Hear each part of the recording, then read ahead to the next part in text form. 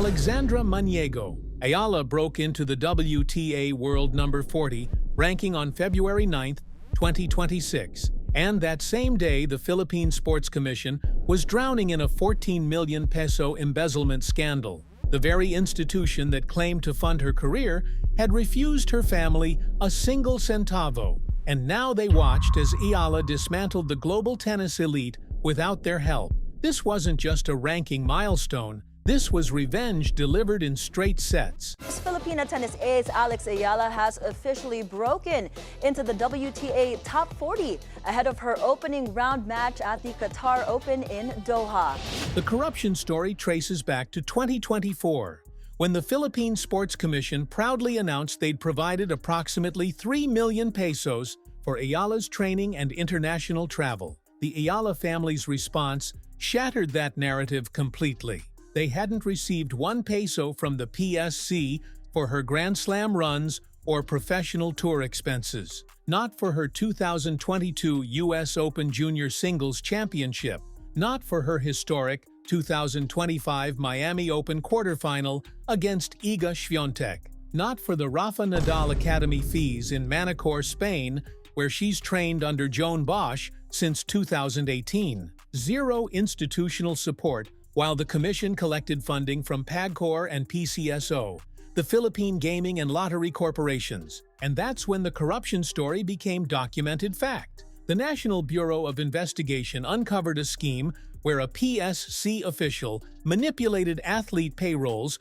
to steal 14 million pesos over 5 years. While Ayala was grinding through ITF circuits and WTA 125 events on private sponsorships from Globe Telecom, Bank of the Philippine Islands, Nike, and Babolat, someone inside the Sports Commission was draining the funds meant to build champions. The governance failure wasn't theoretical, it was criminal. Ayala didn't wait for institutional reform, though. She engineered her own revolution at the 2025 Miami Open. Entering as a wildcard ranked world number 140, she was treated as regional filler, a feel-good story for the early rounds before the real contenders took over. What happened instead rewrote tennis history. Ayala became only the second wildcard in Miami Open history to defeat 3 Grand Slam champions in a single event. Round of 64, she demolished Jelena Ostapenko, the 2017 French Open champion, ranked number 25 in straight sets. Round of 32, she overpowered Madison Keys, fresh off her 2025 Australian Open title and ranked number 5, with left-handed swinging strokes that pulled Keys completely out of her strike zone. Then came the quarterfinal against Iga Swiatek, world number 2, 5-time Grand Slam champion, the woman who dominated women's tennis with suffocating consistency. Ayala didn't just beat Swiatek, she exposed her. The final score was 6-2, 7-5, but the statistical destruction tells the real story. Swiatek committed 32 unforced errors, while Ayala stayed disciplined with only 12. Ayala's left-handed game targeted Swiatek's ad court, where her slice serve became devastating. Swiatek's defensive rhythm, the foundation of her dominance, collapsed under Iga's relentless return pressure. A wild card ranked 140 positions lower forced a 5-time major champion into statistical chaos. This victory wasn't luck. Joan Bosch's philosophy from the RNA had embedded itself into Ayala's tactical intelligence. A 5-time champion isn't going to give you the win, you have to take it. Third time. Ready for the points. And here comes the appeal. Ayala took it by neutralizing Swiatek's consistency advantage and turning the match into a baseline war where aggressive positioning and heavy topspin dictated the tempo. After Miami, his ranking surged to number 75, making her the first Filipino to crack the WTA Top 100. Global brands immediately recognized the Ayala effect as a legitimate market force, but the institutional friction escalated internationally. The 2026 Australian Open scheduling controversy became the clearest example of logistical sabotage disguised as incompetence. Eala arrived in Melbourne ranked in the top 50, coming off her Miami heroics and carrying the support of the massive Filipino diaspora. Tournament officials assigned her opening round match against Alicia Parks to Court 6, a small outside court with limited seating capacity and no stadium infrastructure. The result was predictable chaos. Thousands of fans formed insane queues that wound through the Melbourne Park complex, overwhelming venue logistics and creating what media analysts described as bizarre organization. The WTA and Australian Open officials failed to account for the Eala effect, the disproportionate ticket demand generated by her matches. This wasn't an oversight. Ayala had just beaten the world number 2. She was the first Filipino in the top 50. Her matches weren't just tennis, they were cultural events for one of the largest and most passionate fan bases in the sport. Placing her on Court 6 felt less like scheduling and more like a message. Your ranking doesn't change how we see you. The circus-like atmosphere, with the boisterous crowd pressed against court boundaries and fans literally climbing barriers to catch glimpses of the match, disrupted both players. Ayala lost to Parks 0-6, 3-6, 2-6, a straight sets defeat that her camp partially attributed to the dysfunctional court assignment. The officiating controversies reached their peak at the 2025 U.S. Open during Ayala's first-round match against Clara Tauson, the number 14 seed. Ayala was trailing 1-5 in the third set, facing elimination when she mounted one of the most dramatic comebacks of the tournament. At 5-4, with Ayala fighting to stay alive, she hit a volley close to the net. Tauson immediately claimed that Ayala's racket had crossed the net prematurely, a violation that would have awarded Tauson the point and likely sealed the match. The call went to video review. Umpire Kader Nunes studied the replay and ruled in favor of Ayala, stating that the ball had crossed onto Ayala's side before contact was made. Tauson was visibly furious. She later told reporters that the umpire might have felt pressure from the heavily partisan Filipino crowd that had turned Arthur Ashe Stadium into a Manacor Manila hybrid atmosphere. Tournament referee Jake Garner validated the call, confirming that Nunes' ruling was correct based on video evidence. But the damage to the narrative was done.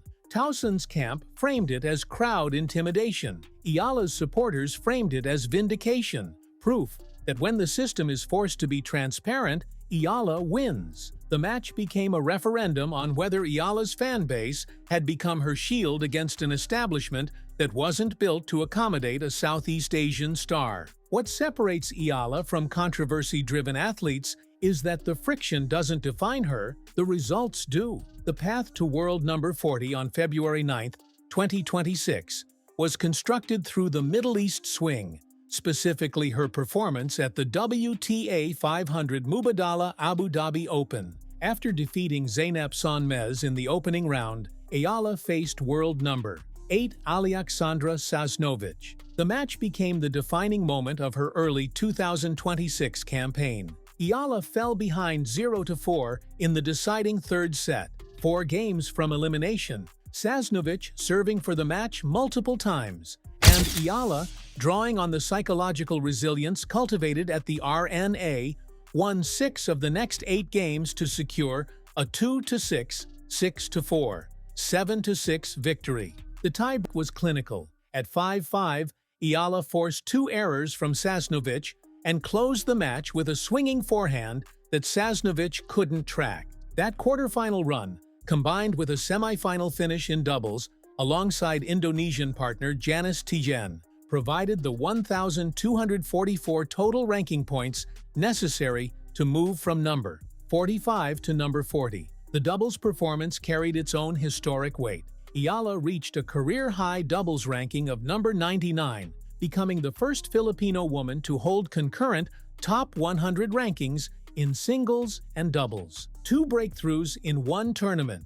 No PSC funding, no institutional framework, just private sponsors, RNA training, and Ayala's refusal to accept systemic limitations as permanent ceilings. Hours after the ranking update confirmed her as world number 40, Ayala faced the reality of elite-level tennis at the Qatar Open in Doha. She lost to Teresa Valentova 7-6, 6, 6-1, marking her third consecutive defeat to the 18-year-old Czech. The head-to-head record of 0-3 in Valentova's favor exposes Ayala's most critical technical vulnerability. Statistical analysis from the 2026 season reveals that while Ayala's first serve lands reliably at 65.8%, her second serve win percentage sits at a dangerous 44.1% against elite power hitters like Valentova or world number 11 Ekaterina Alexandrova, who defeated Eala in Abu Dhabi. This weak second serve becomes a weapon for the opponent.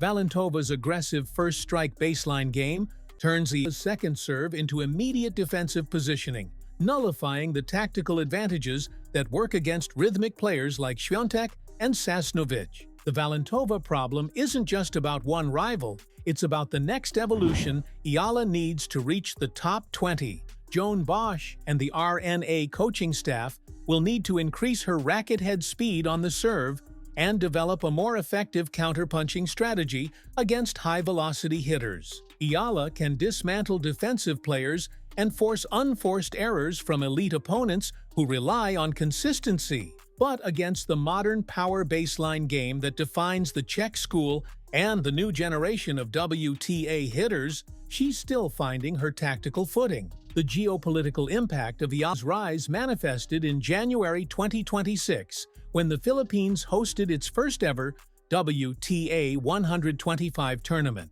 the Philippine Women's Open, at the Rizal Memorial Tennis Center in Manila. The event was awarded to the Philippines largely because Ayala's 2025 breakthrough proved the country was a viable market for high-level professional tennis. The tournament required joint coordination between the Philippine Tennis Association and the Philippine Sports Commission, the same PSC that Ayala's family publicly rebuked for providing zero funding. The irony wasn't lost on anyone. The institution that failed to support Ayala's development now benefited from the commercial legitimacy her success created. Ayala entered as a wild card and reached the quarterfinals before falling to Camila Osorio. But the tournament's success, sold-out crowds, international stars like Donna Vekic competing on Filipino soil, and global media coverage represented a full-circle moment. Ayala had left the Philippines at age 12 to train at the RNA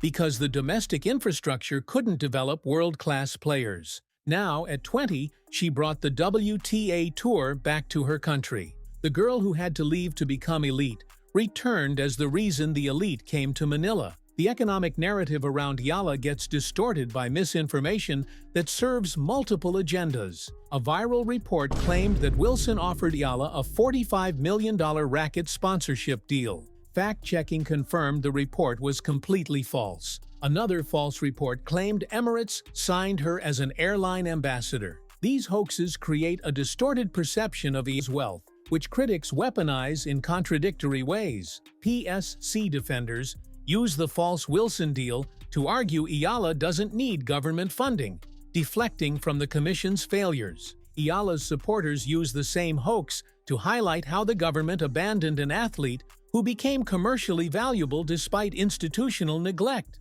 The verified reality shows Ayala has earned approximately $1,538,788 in career prize money. Her legitimate sponsors are Nike for apparel and footwear, Babolat for rackets using the Pure Aero series, Globe Telecom as her primary local sponsor since age 8, BPI for financial literacy campaigns and travel backing, and Locally Juice, introduced as an ambassador in July 2025. The costs of training at the Rafa Nadal Academy, maintaining a global tour team, and funding travel to WTA events across multiple continents make institutional support essential. The fact that Ayala has reached world number 40 without PSC funding isn't proof she doesn't need support. It's proof of how much further she could go with a functional system. The PSC funding row and the NBI corruption investigations